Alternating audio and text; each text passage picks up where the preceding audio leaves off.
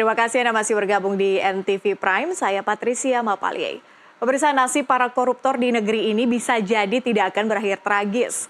Pasalnya Presiden Prabowo Subianto berencana memaafkan para koruptor yang mau bertobat dengan syarat mengembalikan hasil curiannya.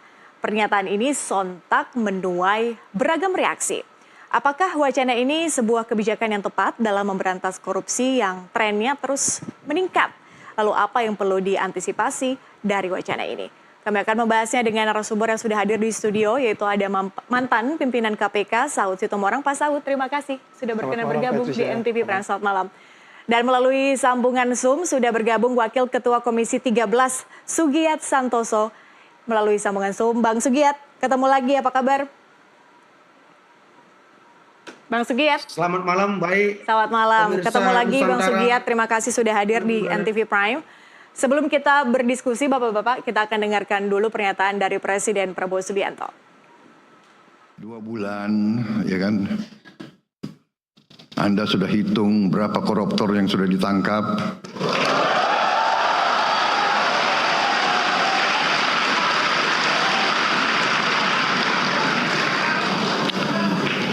Ini belum apa-apa. Ini belum apa-apa. Nanti 6 bulan lagi baru saudara boleh nilai pemerintah Prabowo Subianto.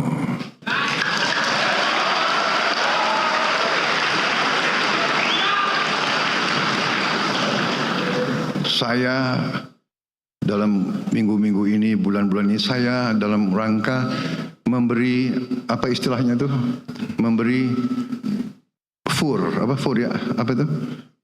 memberi kesempatan untuk tobat. Hai para koruptor atau yang merasa pernah mencuri dari rakyat, kalau kau kembalikan yang kau curi, ya mungkin kita maafkan. Tapi kembalikan dong. Nanti kita beri kesempatan cara mengembalikannya, bisa diam-diam supaya nggak ketahuan. Mengembalikan loh ya, tapi kembalikan. Kemudian, hai kalian-kalian yang sudah terima fasilitas dari bangsa negara, bayarlah kewajibanmu. Ya. Asal kau bayar kewajibanmu, taat kepada hukum, sudah kita menghadap masa depan. Kita tidak ungkit-ungkit yang dulu. Tapi kalau kau bandel terus, apa boleh buat? Kita akan menegakkan hukum. Baik, Pak Saud, ada sejarahnya nggak sih koruptor tobat? Ya, sebagai orang yang berkeyakinan berpancasila, kita harus yakin bahwa orang punya pintu tobatnya masing-masing. Tapi kan perspektif dunia akhiratnya kan berbeda gitu. Itu perspektif akhiratnya ada, dunianya ada. Karena dunia ini nggak lepas dari persoalan-persoalan yang sangat kompleks. Which is itu juga di korupsi ini kan persoalan yang sangat kompleks. Kenapa kita dapat angka 34 itu kan sangat kompleks. Cara polisi bekerja, cara hakim bekerja, cara jaksa bekerja, kemudian cara BPK bekerja, semua institusi itu dinilai keluar angka 34 itu. Jadi sangat kompleks. Nah kalau sangat kompleks kita nggak boleh menyelesaikannya dengan linear. Apalagi kalau kita katakan ini kejahatan ini kan sebenarnya kalau kita lihat nature-nya korupsi itu kan umumnya pastilah yang disebut sebagai bersama-sama banyak orang, nggak sendirian. Terus kemudian menyengsarakan rakyat. Kemudian dia sangat tertutup. Terus kemudian merusak sendi-sendi perekonomian dan seterusnya gitu ya. Kita lihat kemarin Syria itu bubar itu indeks persepsi korupsinya 13. Kita 34 loh. 34. Kemudian waktu reformasi kita itu jatuh, kita itu indeks persepsinya korupsi itu waktu itu 19. Hari ini 34 Mbak Patricia. Jadi Anda bisa bayangkan kalau kita tidak melakukan sesuatu dengan apa yang kita sebut sebagai due process of law itu yang harus dipatuhi gitu. Pak Presiden kan memberi semacam harapan sebagai Presiden bicara di depan mahasiswa di luar negeri itu biasanya memang rindu dengar presiden ngomong. Itu pasti saya ngalamin. Kalau presiden datang nih ngomong apa ya gitu. Padahal kita lihat berita juga di dalam negeri, tapi akan beda. Jadi kita pahami kalau presiden excited untuk menjelaskan, nih ya kalau nggak kembali awas lo gitu. Tapi sebenarnya para menteri harus menjabarkan nggak linear seperti itu. Makanya dalam berantas korupsi itu salah satu ada 5 yang disebut transparan, akuntabel, bebas dari konflik kepentingan, kemudian harus mendorong semua orang ya untuk pemberantas anti korupsi itu semua kita, semua pegawai negeri, semua polisi, semua tentara, hakim, jaksa dan seterusnya. Terus kemudian baru kita melindungi orang-orang yang kan banyak orang sekarang punya passion anti korupsi tapi merasa nggak dilindungi kan, malah dikejar-kejarin. Saya pernah ngalami loh, anti korupsi dianggap musuh negara. Nah, jadi maksudnya ini 5 hal ini mesti diberesin secara simultan. Saya pikir presiden paham di situ, tapi para menteri harus bisa lebih jelas menjabarkan itu. Bahwa ketika kita harus melakukan yang kita sebut menyita harta, kan mesti dihitung dulu, Mbak. Nggak mungkin ngitungnya itu dengan kalkulator biasa kan. Nah itu kan kalau dia umpamanya APBN, dia harus jelas uangnya dari mana, siapa yang mengambil keputusan, baru kemudian masuk proses berikutnya. Itu kita sebut due process of law. Itu yang paling penting. Nah kemudian kalau kita lihat bagaimana indeks persepsi korupsi itu dikaitkan dengan apa yang dilakukan oleh Piagam PBB anti korupsi, kita udah tanda tangani di situ. Ada instrumennya yang disebut sekarang dalam pembahasan, yaitu yang disebut sebagai asset recovery. Asset recovery ini nanti menjadi instrumennya. Bisa jadi presiden dalam pikirannya instrumennya ada. Yang dimasukkan diam-diam itu bisa jadi kita bisa debat lah di situ. Maksudnya mungkin nggak berisik-berisik lah. Pak Saud, gitu ya. indeks itu kita akan bahas di segmen berikutnya. Saya ingin kita berbicara secara general terlebih dahulu soal pernyataan Presiden Prabowo. Anda sebutkan tadi ada salah satu indikator soal transparansi. Tapi ketika Presiden Prabowo menyebutkan bahwa kembalikan apa yang sudah Anda korupsi secara diam-diam, artinya ini tidak memenuhi satu kriteria atau indikator ini dong? Makanya tadi diam-diam itu maksudnya supaya jangan berisik kali bisa ya. Kan kalau berisik ini malah dunia internasional ini berisik banget sih berantas korupsi. Bisa jadi begitu. Jadi artinya diam-diam itu oke, due process of law-nya jalan, dia karena apa, dikenakan pasal berapa. Di luar negeri ada pernah terjadi yang namanya kita tahu yang namanya Rolls Royce, Indonesia pernah beli mesin di situ. Ya dia diampuni di sana. Diampuni karena ini kan kebanggaannya Inggris, Rolls Royce ya kan. Tapi due process of law-nya jalan, diproses dulu, dicek siapa. Jaksa di situ punya keyakinan kuat bahwa memang dia nih ngaco nih. Udah suruh ganti rugi gitu loh, kira-kira gitu. Nah, jadi nggak serta-merta bahwa itu kemudian diselesaikan, pemidanaan ini tidak berjalan, asetnya dibalikan, tidak semerta-merta seperti itu prosesnya. Iya, itu yang kemudian beberapa hari ini para menteri dan beberapa teman-teman juga nggak bisa menjelaskan itu gitu. Mungkin takut membantah omongan presidennya kali gitu ya. Tapi kan menjelaskan yang dimaksudkan Bapak itu adalah diam-diam itu jangan berisik banget. Kalau berantas korupsi berisik itu orang juga ya kayak gini sih orang Indonesia berantas korupsi. Udah diem aja, periksa. Kalau mau punya bukti, kembaliin. Prosesnya lewat due process of law. Artinya penyelidikan, penyidikan, penuntutan, dan seterusnya. Jadi jangan tidak dilakukan. Karena ini harus keadilan dong. Hukum itu kan selalu dibilang harus adil, harus pasti, harus bermanfaat gitu. Ya diam-diam itu nggak pasti, nggak bermanfaat, nggak adil juga. Karena ada orang yang udah dihukum nih di belakang nih. Kan udah banyak nih, udah ratusan orang dihukum. Nggak adil jadi. Iya, itu dia Mbak. Oke. Mungkin Bang Sugiat tahu kali ya maksudnya diam-diam tuh seperti apa sih Bang Sugiat? Bang Sugiat? Jaringannya putus kayaknya. Nampaknya kita mengalami koneksi ya. yang buruk ya dengan Bang Sugiat. Kita akan coba lagi untuk terkoneksi. Tapi sudah terkoneksi ternyata. Bang Sugiat bisa dengar suara saya? Yap. Tadi Mbak, jaringan lagi putus-putus. Baik, semoga lancar ya setelah ini. Bang, tadi Pak Saud kemudian sebutkan sebetulnya ada satu indikator soal transparansi dalam pemberantasan korupsi, tapi toh Pak Prabowo sebutkan bahwa kembalikan dananya diam-diam aja. Jadi maksudnya diam-diam tuh kayak apa nih Bang? Baik, dalam konteks apa yang disampaikan oleh Pak Presiden Prabowo, kita harus memaknainya yang pertama adalah landasannya demi kepentingan bangsa dan negara. Pasti statement yang disampaikan Pak Prabowo adalah kepentingan besar dalam konteks berbangsa dan bernegara. Yang kedua, kita juga harus berbaik sangka bahwa ketika pun nanti kebijakan atau instruksi presiden tersebut nanti akan dilaksanakan, tetap basisnya adalah undang-undang, aturan hukum yang berlaku dan tidak mungkin melanggar aturan yang ada. Terkait dengan persoalan substansi yang disampaikan Pak Prabowo, ada beberapa konteks yang harus kita pahami. Yang pertama adalah misalnya ketika prosesnya masih belum penyelidikan, apalagi penyidikan, masih dalam konteks temuan Badan Pemeriksa Keuangan, maka biasanya dalam undang-undang yang ada, si calon pelaku koruptor yang itu katakanlah ditemukan kerugian negara oleh Badan Pemeriksa Keuangan itu diberi waktu sekitar 60 hari untuk katakanlah mengembalikan kerugian negara. Ketika itu dilaksanakan maka prosesnya sudah tuntas secara administrasi. Itu pertama.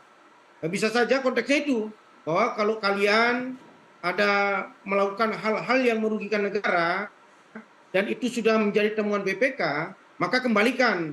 Ada waktu 60 hari kembalikan sebelum masuk proses penyelidikan maupun penyidikan. Yang kedua, konteksnya ada juga bahwa ketika sudah masuk proses penyidikan dan temuan negaranya sudah sangat besar dan si pelaku itu mengembalikan negara, ada keringanan hukuman. Tadi jangan harus kita maknai dimaafkan itu harus bebas hukuman. Tidak, mungkin bisa saja dikurangi hukumannya dan lain sebagainya. Terus ada lagi instrumen hukum yang itu menjadi kewenangan presiden terkait dengan gerasi, amnesti, dan abolisi. Banyak sekali Mbak kita misalnya melihat data ya, selama beberapa tahun belakangan ini, kalau kita mau hitung mungkin sudah ratusan bahkan ribuan triliun kerugian negara akibat kasus korupsi.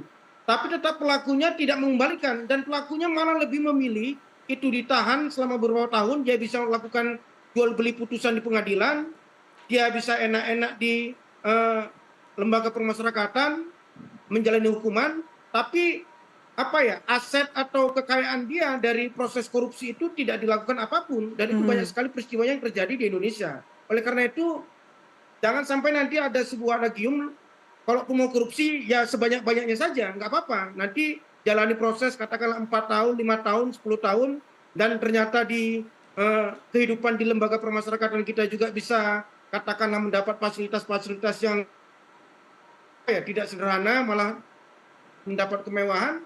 Ya koruptor itu lebih memilih untuk ditahan ketimbang dia mengembalikan hasil korupsinya untuk negara. Mungkin itu konteks yang ini disampaikan oleh Presiden kita Bapak Prabowo Subianto. Oke, nampaknya Bang Sugiat sudah bisa menangkap maksudnya seperti apa, kemudian mekanismenya kira-kira opsinya akan seperti apa. Tapi apakah memang sejauh ini sudah ada sebetulnya lobby-lobby Bang Sugiat dari pemerintah kepada DPR soal wacana ini? Sebetulnya kan gini, kemarin kita ketika menyusun prolegnas di 2024-2029, kita punya semangat undang-undang perampasan aset ini bisa tuntas. Karena dari periode yang lalu kan ini hanya menjadi wacana di publik tapi tidak pernah dituntaskan.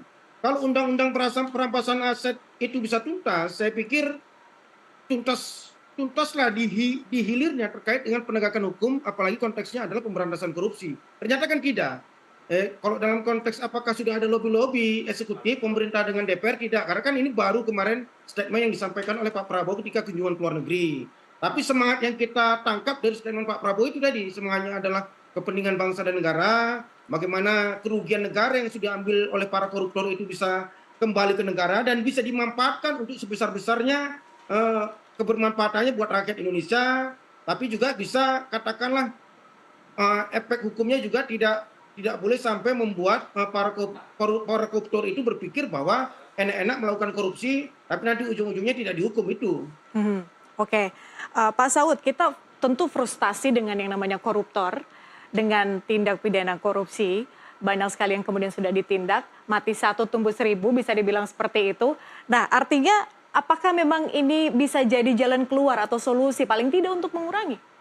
Ya, jadi saat ini sebenarnya kondisinya itu ini bisa jadi saya terlalu mengexaggerated, tapi kita kan sehari-hari bergaul dengan masyarakat.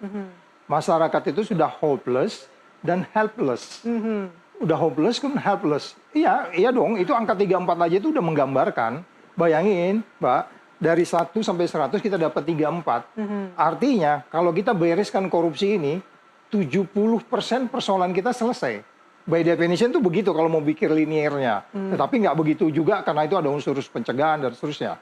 Tetapi kalau dikatakan bahwa kemudian kita menyelesaikannya dengan cara-cara yang sangat linier seperti yang kita lakukan selama ini, ya tadi sudah disebutkan bahwa kemudian tidak ada efek jerahnya, penghukuman, mereka di penjara juga begitu bebasnya keluar gitu, banyak bukti yang udah bisa kita tunjukkan seperti itu. Nah itu kan sesuatu yang harus serentak diselesaikan.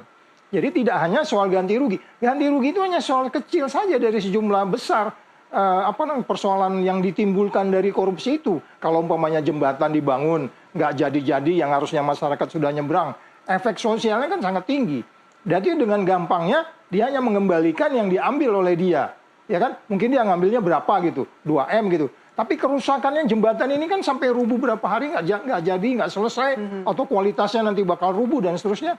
Nah itu yang disebutnya sebagai menghitungnya itu tidak sederhana itu juga.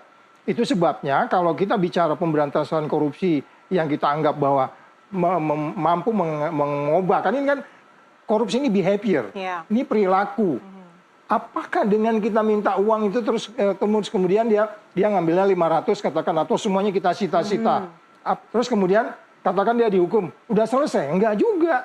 Jadi makanya di situ strategi nasional itu, kalau di zaman SBY itu ada strategi nasional namanya Stranas PPK, pencegahan penindakan korupsi. Oleh Jokowi diubah menjadi Stranas PK, pencegahan doang gitu.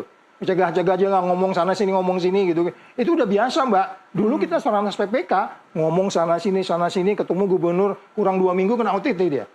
Ya kan? Jadi ya udah kalau nggak mau dicegah kita akan tuntut gitu. Jadi artinya proses penindakan ini kan, pengembalian ini kan kesannya itu yang kita tidak mau itu adalah di luar dari proses hukum. Itu yang nggak boleh. Nggak boleh. Dan itu menimbulkan rasa sakit hati pada masyarakat yang hopeless dan helpless itu. Itu sudah pasti. Hampir setiap hari kita melihat masalah di masyarakat kita. Kita lihat juga bagaimana berita-berita seharian itu. Itu kan perilaku aparat pemerintah. Angka 34 itu kan datang dari perilaku kita semua. Mulai dari swasta, rektor, petugas cukai, polisi, tentara, semua itu sudah keluar angka 34 itu.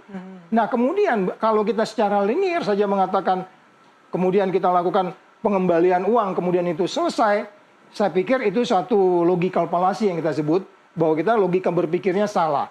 Jadi ada beberapa hal yang secara kompleks harus disasar dari angka 34 itu. Kemarin tadi saya kasih ini tadi ada, bisa di-view nanti nanti bisa di-view ya. Nanti kita bisa lihat di situ. Begitu kompleksnya angka itu muncul, sehingga kita harus bahas satu-satu, sehingga Pak Presiden bilang, tadi kan sudah disebut juga, ini dari kehakiman, ini dari kejaksaan, ini dari kepolisian, ini dari petugas pajak. Itu semuanya. Nanti kita jelaskan di paparan yang akan datang ya. Nanti di segmen berikut. Mas Saud, terlepas dari kritik yang Anda sampaikan soal wacana ini, di hati kecil Anda, apakah Anda kemudian mempunyai optimisme bahwa akan ada koruptor yang kemudian mengaku bahwa ia melakukan tindak pidana korupsi, satu, dan kedua, dia mengaku berapa banyak yang dikorupsi? Ya, itu sebabnya harus ada audit. Kalau dia itu kerugian negara, umpamanya bangun jembatan. Kalau suap beda lagi, juga harus dibuktikan bahwa pernah ditransfer atau di OTT atau apapun bentuknya bukti. Kan kekuatan buktinya. Memberantas korupsi ini nggak boleh juga abuse of power. Ya kan kesannya gitu. Kayaknya kita tuh bisa melakukan apa aja, enggak. Malah itu nanti menjadi menarik buat orang lain, buat dunia luar terlebih yang ngasih kita angka 34. Ini berantas melanggar hukum, menegakkan hukum kok melanggar hukum. Dengan diam-diam itu berpotensi menegakkan hukum dengan melanggar hukum. Dengan diam-diam yang disebut quote-unquote diam tadi. Tapi kalau dimaksudkan diam-diam nggak berisik, pokoknya selidikin terus, dapat bawa ke pengadilan. Nggak perlu ngomong kemana-mana. Saya lebih cenderung kayak begitu. Nah itu bisa. Jadi maksud saya, kalau memang nanti itu ada harapan, ya tentulah ada harapan. Saat hari pertama Pak Prabowo diumumkan menang di KPU, kata pertama yang keluar dari beliau itu menghilangkan loh. Bukan lagi ngurangin loh Mbak. Bukan ngurangin. Menghilangkan. Itu kata yang spontan keluar dari dia. Begitu seriusnya persoalan ini. Nah tinggal sekarang kan kita menunggu ucapan-ucapan Pak Prabowo itu nanti yang disebutkan tadi 6 bulan ke depan. Ya kita harus dukung semuanya. Karena kalau kita tetap di angka 34, Pak Prabowo selalu saya mengatakan pingin dia bilang tumbuh ekonomi 8%. Kalau tumbuh ekonomi 8%, itu indeks persepsi korupsinya linear ininya regressionnya itu paling nggak harus 60 Mbak. 60 dan sekarang kita di 34. 34. Jadi kan itu banyak effort yang harus dilakukan. Jadi bila perlu ya KPK di pencegahannya harus lebih intens lagi untuk meyakinkan kalau mereka nggak mau dicegah ya udah kayak dulu dituntut aja terus disidikin dan terus gitu. Anda mau sebutkan bahwa seharusnya sekarang kita fokus kepada pencegahan?